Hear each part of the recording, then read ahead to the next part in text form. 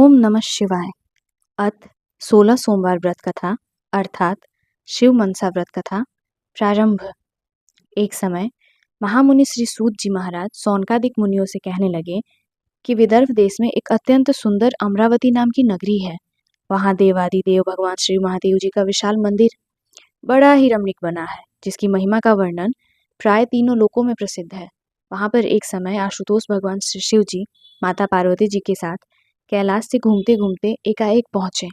उस पवित्र मनोहर स्थान को देखकर पार्वती जी ने शिव जी से कहा कि हे नाथ, यहाँ चौपड़ पासा मांडकर खेलना चाहिए। यह सुन शिव जी ने उसी समय अपने दूतों से चौपड़ पासे मंगवाकर खेल आरंभ किया। खेल खेलते खेलते देवी पार्वती जी चौपड़ की बाजी जीत गईं।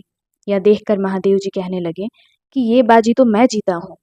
इसके बाद फिर दोबारा खेल खेलना प्रारंभ किया तो फिर भी पार्वती जी जीत गईं। तब पार्वती जी ने उस शिवालय का जो गुरव नामक पुजारी था उससे पूछा कि अब की बार यह बाजी किसने जीती है? सत्य सत्य कहो, मौन क्यों बैठे हो? तब गुरव पुजारी बोला, यह बाजी शिव जी ने जीती है। ऐसा सुन उमा ने क्रोधित होकर पुजारी को श्राप दिया कि तेरे सारे शरीर में कोढ़ हो जाएगी और इसमें विलंब बिल्कुल नहीं लगेगा, क्योंकि तू असत्य बोला है। इस प्रकार गुरव को भयंकर श्राप देकर उमा सहित शिवजी कैलाश धाम को पधार गए। तदंतर गुरव पुजारी ने अपना शरीर देखा तो सती के श्राप से सारे बदन में कोढ़ ही कोढ़ दिखाई दी। इस महाविकट दुख के कारण चित्त में चिंता करने लगा कि कहाँ जाऊं, किससे कहूं, क्या उपाय करूं। हे श्रोताओं, इस तरह गुरव मन में ही व्याकुल चिंता कर रहा था कि उसी समय स्वर्ग से एक अप्सरा पूजन की सामग्री लेकर पशुपतिनाथ का पूजन करने के लिए उस शिवालय में आई। उसने मंदिर में आते ही उस महादुखी गुरव पुजारी से पूछा कि तुम्हें ये कोढ़ किस प्रकार हुए हैं? तब गुरव ने बड़ी नम्रता से विनय पूर्वक कहा कि मैं बहुत घबरा रहा हूँ और सत्यता पूर्वक कहता हूँ कि मुझे पार्वती जी ने श्राप दिया है। हे माता, कोई उपाय हो तो कृपा शीघ्र बताओ। इतना कह दुखी हो गुरव अप्सरा के चरणों में गिर पड़ा। तब अप्सरा कहने लगी, तुम किसी तरह से मत घबराओ और शुद्ध अंतरकरण और श्रद्धा भक्ति से प्रेम पूर्वक 16 सोमवार व्रत का आचरण करो। इससे तुम्हारा कोढ़ तत्काल ही दूर हो जाएगा। और उस सुंदरी ने व्रत का महात्म्य और विधि दोनों गुरु को बतलाया। सोमवार के दिन भर निराहार रहना, फिर सायंकाल प्रदोष के समय श्री पार्वती जी सहित शिव जी का पूजन शास्त्रोक्त विधि विधान से करना तथा पश्चांतर ओम नमः शिवाय इस महामंत्र का यथाशक्ति जाप, कथा, शिव कीर्तन आदि भी करना।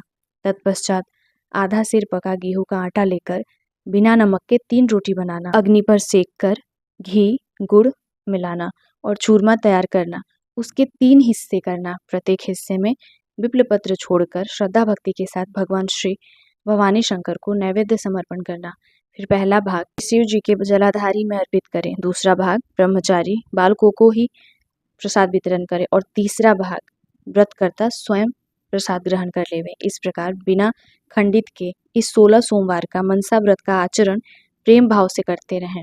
जब 17वां सोमवार आवे उस शुभ दिन इस महाव्रत के उद्यापन का विधान कुटुंब परिवार के साथ विधि पूर्वक तथा यथाशक्ति करें।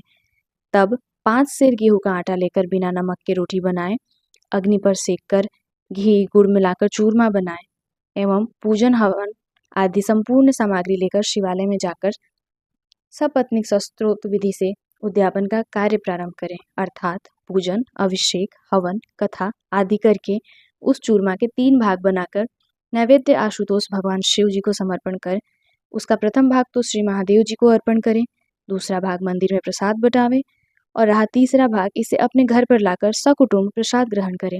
इस तरह विधि बतलाकर अप्सरा बोली कि हे गुरव, तू निश्चय मन से यह सर्वोत्तम व्रत धारण, तेरा समग्र कुष्ठ श्री शिव जी अवश्य ही दूर करेंगे। यह सत्य सत्य त्रिवाचा है। इतना कह वो अप्सरा शंकर जी का पूजन करके स्वर्गलोक को चली गई। तदंतर उस गुरव ने सत्य अंतकरण और श्रद्धा भक्ति से यह व्रत धारण किया। व्रत के समाप्त होते ही उस गुरव पुजारी का कुष्ठ इस व्रत के प्रभाव से बिल्कुल चला गया तथा पहले की ही भांति शरीर निर्मल एवं स्वच्छ हो गया। धन्य धन्य है उस 16 सोमवार व्रत। कुछ दिनों के पश्चात शिव पार्वती कैलाश से घूमते घूमते मृत्यु लोक में एक दिन फिर उस शिवालय के पास वहां गुरव को पहले दिया हुआ श्राप पार्वती जी को स्मरण आया और गुरव को निकुष्ट आरोग्य देखकर पार्वती जी ने पूछा, हे गुरव, तेरा कुष्ठ किस विधि व क्या उपाय करने से चला गया है? तब गुरव पुजारी हाथ जोड़कर आकुलता हुआ चरणों में गिर पड़ा और बोला, हे माता, मैंने कैलाश निवासी श्री भगवान शंकर जी का ध्यान कर 16 सोमवार व्रत को धारण किया है। उन्हीं भवानी शंकर की पूर्ण कृपा से मेरा संपूर्ण कुष्ठ निवारण हुआ। उन महाप्रभु की लीला अनंत और अपरंपार है। ऐसा कहकर गदगद हो व्रत की विधि आदि से अंत तक वर्णन करने लगा। इस तरह गुरु पुजारी के मुख से व्रत की विधि और महात्म्य सुनकर पार्वती जी अति विस्मित हो मन में कहने लगी कि इस व्रत की महिमा बड़ी ही चमत्कारी है। इस व्रत को विधि विधान सहित प्रेम पूर्वक मैं भी धारण करूंगी, क्योंकि मेरा पुत्र स्वामी कार्तिक मुझसे रुष्ट होकर अकेला ही वन में चला गया है। वापस शीघ्र आने की कामना से पार्वती जी ने व्रत को प्रारंभ किया। व्रत के समाप्त होते ही वन में रहते हुए स्वामी कार्तिक के मन में विचार आया कि माता से क्रोध करना ठीक नहीं है। ऐसा निश्चय कर उसी समय वन से वापस आकर माता के चरणों में साक्षात दंडवत प्रणाम किया। अपना प्रिय पुत्र कार्तिक स्वामी को देखकर श्री पार्वती जी प्रसन्नता के मारे मन में नहीं समाने लगी। इसके बाद स्वामी कार्तिक माता पार्वती जी से बोले कि मेरा मन तुम्हारे पास एक क्षण भर भी नहीं रहना चाहता था, पर आज एकाएक अंतःकरण में ऐसा भाव उत्पन्न हुआ कि श्री माता जी के शुभ दर्शन शीघ्र ही करना चाहिए। सो हे जननी, इसका क्या कारण है? यह सुन गिरजा बोली, हे श्रेष्ठ पुत्र, मैंने 16 सोमवार का व्रत आचरण किया। यह सब उसी व्रत का प्रभाव है जो तेरे चित्त में मुझसे मिलने की सद्भावना प्राप्त हुई। इस प्रकार कार्तिक स्वामी ने यह वृत्तांत बहुत चित्त लगाकर सुना और कहा कि हे मातेश्वरी, यह उत्तम व्रत मैं भी करना चाहूंगा। कृपया इसकी उद्यापन विधि बतला दीजिए। कारण कि मेरा एक परम मित्र ब्राह्मण देव मित्र है, वो बहुत दिनों से न मालूम कहाँ चला गया है। मुझे उससे मिलने की बड़ी उत्कंठा है। तब पार्वती जी ने व्रत की विधि बतला दी। तदंतर स्वामी कार्तिक ने भी विधिवत 16 सोमवार व्रत हार्दिक भाव से करना प्रारंभ किया। व्रत के समाप्त होते ही उसी दिन एक सुंदर वन में घूमते घूमते सहज में ही कार्तिक स्वामी की व उनके परम मित्र ब्राह्मण देव की आकस्मिक भेंट हो गई। दोनों आपस में बड़े प्रेम से मिले। परस्पर कुशल क्षेम पूछने के बाद ब्राह्मण ने कहा, हे मित्र, आपकी और मेरी यह एकाएक रास्ते में जो भेंट हुई है, यह अत्यंत आश्चर्यजनक है। तब स्वामी कार्तिक बोले, हे भ्राता, मैंने एक अद्भुत 16 सोमवार मनसा व्रत किया है। यह इसी व्रत की महिमा का फल है। यह सुनो मित्र मन ही मन विस्मित हो हुआ।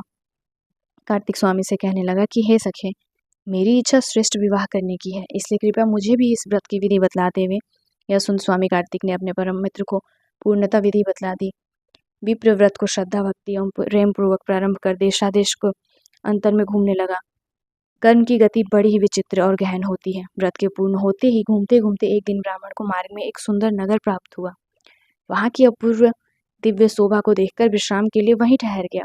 उस नगर के राजा धर्म धुरंधर थे। उनकी एक कन्या संपूर्ण गुणों से युक्त, सुशीला एवं बड़ी ही सुंदरी थी।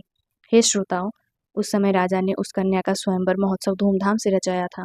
वहां अनेक देशों के राजकुमार और 18 वर्ण असंख्य जन आकर इकट्ठे हुए थे। उसी स्वयंवर को देखने हेतु वो ब्राह्मण भी जा पहुंचा। वहां पर राजा ने एक सुंदर हथिनी को सारा श्रृंगार कराकर उसकी सूंड में एक जयमाला देकर सभा में छोड़ दिया।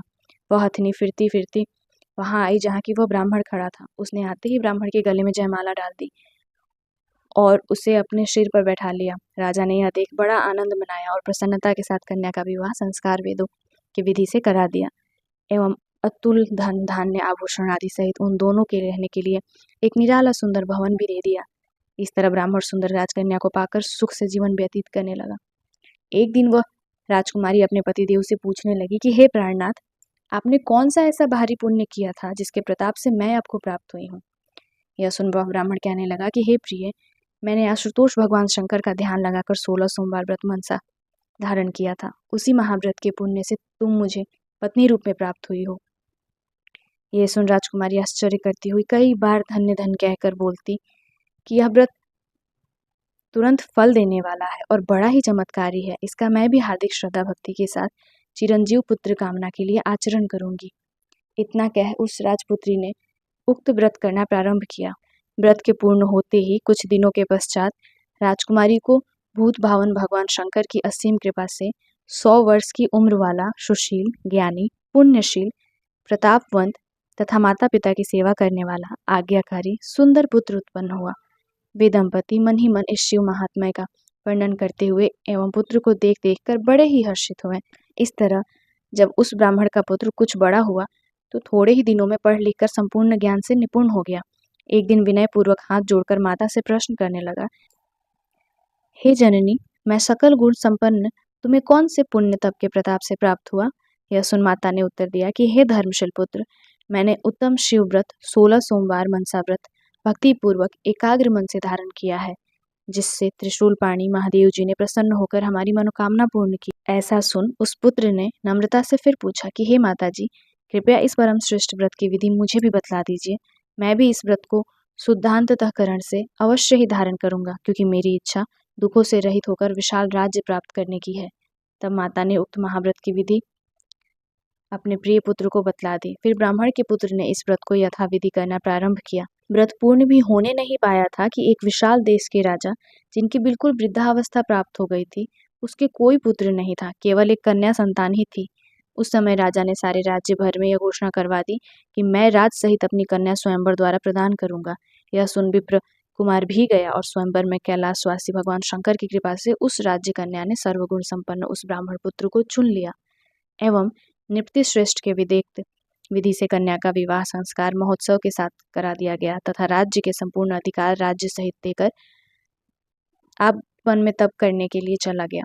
इधर ब्राह्मण व्रत के प्रभाव से अपनी धर्मपत्नी के साथ अनेकों सुख भोगते हुए नीतिपूर्वक राज्य कर रहे थे। उसी समय जब व्रत पूर्ण होने में आया और 17वां सोमवार आकर प्राप्त हुआ, उस शुभ दिन राजा ने अपनी प्रियतमा रानी से सब सामग्री लेकर एवं 5 सेर गेहूं का आटे का चूरमा बनाकर उसके बराबर 3 भाग करके भगवान शंकर जी के लिए मंदिर में चलने के लिए कहा। तब रानी ने मन ही मन विचार किया कि राजा ऐसी कृपणा क्यों कर रहे हैं, 5 सेर रुपयों की थाली भरकर शिवालय में क्यों नहीं पधारते। ऐसा पूर्ण निश्चय कर रानी ने 5 सेर रुपया थाली में भरकर अन्य सामग्री सहित दास दासियों के साथ मंदिर पहुंचा दिए और रानी पतिदेव के साथ शिव पूजन के लिए नहीं गई। एतवा वह व्रत भंग हो गया और भगवान शिव उसी समय क्रोधित हो यति राजा के पास आकर बोले कि हे राजन, तेरी रानी ने शिव व्रत भंग कर दिया है, इसलिए इसको राजमहल से शीघ्र ही बाहर निकाल दे, नहीं तो तेरा सारा राज्य नष्ट भ्रष्ट होकर भयंकर अनर्थ को प्राप्त हो जाएगा। इस प्रकार यतिरूप शिव जी राजा से ऐसी बात कर ही रहे थे कि बीच में प्राचीन प्रधानमंत्री गण बोल उठे कि यह राज्य इस रानी के पिता का दिया हुआ है, अतः रानी को निकालना बिल्कुल अनुचित है। तब शिव जी फिर महाक्रोध करके कहने लगे कि हे मूर्ख प्रधानों, जिसने भगवान शंकर का व्रत भंग कर दिया है, अब उसको घर में रखना ठीक नहीं है। तब राजा ने दोनों तरफ का विचार कर उसी समय रानी को राजमहल से बाहर निकाल दिया। रानी बड़ी दीन दुखी होकर अत्यंत शोक के साथ वहां से पांव पैदल ही चल पड़ी। चलते चलते बहुत दूर जाकर एक गांव दिखाई दिया। रानी उस ग्राम में जाकर एक वृद्धा के घर में रहने लगी। वृद्धा रानी को देखकर प्रसन्न हुई और बोली कि एक कार्य तुझे सौंपती हूँ कि यह रुई के फौले हैं, इन्हें बाजार में ले जाकर बेच आ। यह बात सुन रानी हर्षित हो रुई के फौलों को ले जाकर बाजार में बेचने को गई, परंतु वहां भगवान शंकर के प्रकोप से उसी समय ऐसी भयंकर आंधी चली जिससे रुई के फौले सब उड़ गए। तब रानी ने आकर बुढ़िया से कहा, हे माता, वे रुई के फौले तो अद्भुत पवन के चलने से ही उड़ गए। उस वृद्धा ने आश्चर्ययुक्त यह वचन सुनकर रानी से कहा, अब तुम मेरे घर से शीघ्र चली जा। तब रानी वहां से निकलकर एक तेली के घर रहने लगी। उस तेली के यहाँ तेल के भरे हुए घट रखे थे। रानी की दृष्टि जब तेल पर पड़ी तो शिव जी ने अपने महाकोप से तत्काल ही सब घड़ों का तेल उड़ा दिया। तेली यह देखकर विस्मित हो कहने लगा कि यह दीना स्त्री मेरे घर में रहती है, तेल के भरे घड़ों को इसके देखते ही सबका सब तेल उड़ गया है। अतः रानी से बोला, कृपा कर मेरे घर से बाहर निकल जाइए और अन्यत्र कहीं भी जाकर रहिए। यदि तुम मेरे यहाँ रहोगी तो मैं अवश्य भिक्षुक हो जाऊंगा। ऐसा कह तेली ने भी रानी को अपने घर से बाहर निकाल दिया।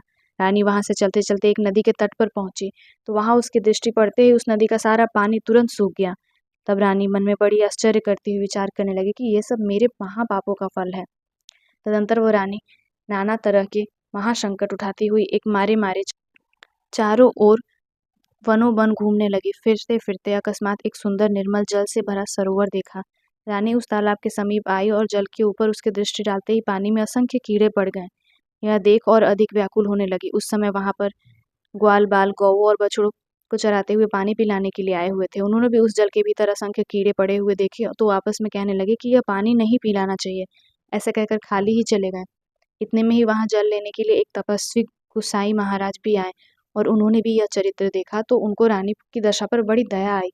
फिर कहीं अन्यत्र पानी भरकर एवं उस रानी को साथ ले अपने आश्रम पर आए। गुसाई जी ने रानी से कहा कि बेटी, तू मेरी कन्या के समान है, तेरे लिए अन्य वस्त्र की कोई कमी नहीं है, तू यहाँ स्वस्थ चित्त से रह। यह बात सुन रानी उन महात्मा गुसाई जी के आश्रम में रहने लगी। वह आश्रम का समस्त कार्य करती थी, परंतु शिव व्रत भंग करने से अनेकों दुख उठाती हुई खाने पीने की जितनी वस्तुओं को स्पर्श करती उतने ही चीजों में कीड़े पड़ जाते थे।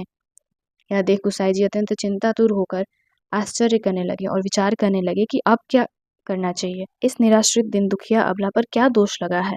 कोई ऐसा उपाय शीघ्र करना चाहिए जिससे इसके सर्व दोषादि संकट निवृत्त हो जाए। इस प्रकार पूर्ण निश्चय कर गुसाई महाराज ने उसी समय भगवान शंकर का उग्र तप आरंभ किया।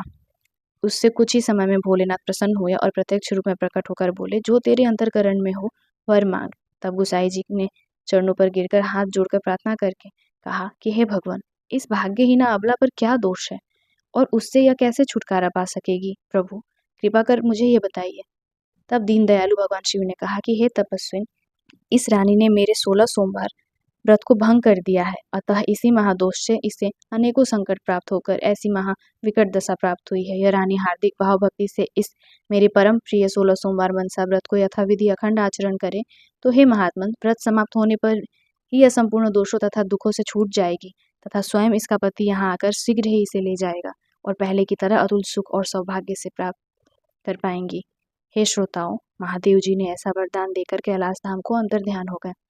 तदंतर श्री गुसाई महाराज जी ने उस रानी से इस 16 सोमवार व्रत मनसा को विधिवत अखंड श्रद्धा भक्ति पूर्वक धारण करवाया। उक्त महाव्रत के पूर्ण होते ही रानी के सारे संकट दूर हो गए।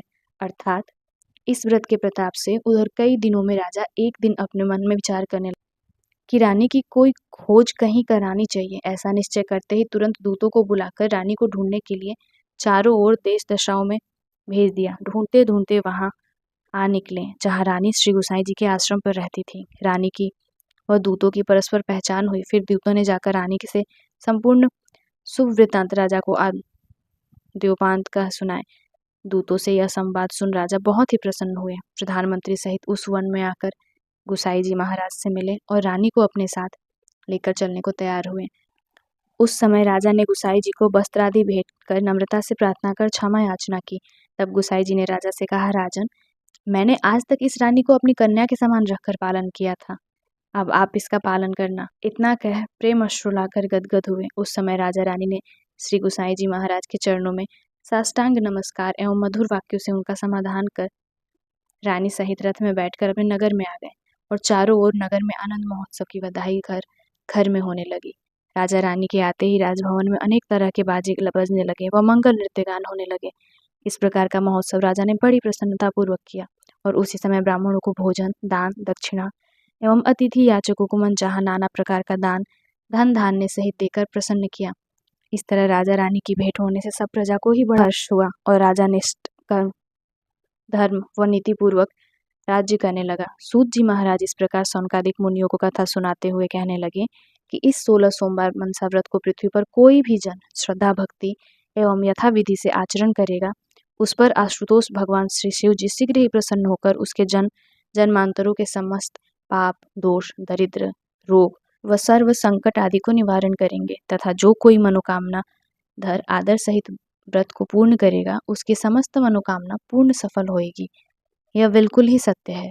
हे श्रोताओं, इस शिव महात्म्य को हार्दिक भाव से अखंड धारण करने पर अतुल धन, धान्य, पुत्र, पौत्र, कन्या, यश, आरोग्य एवं आयु की वृद्धि होकर इस लोक में अनेक सुख प्राप्त कर अंत में परम पद शिवलोक प्राप्त होता है।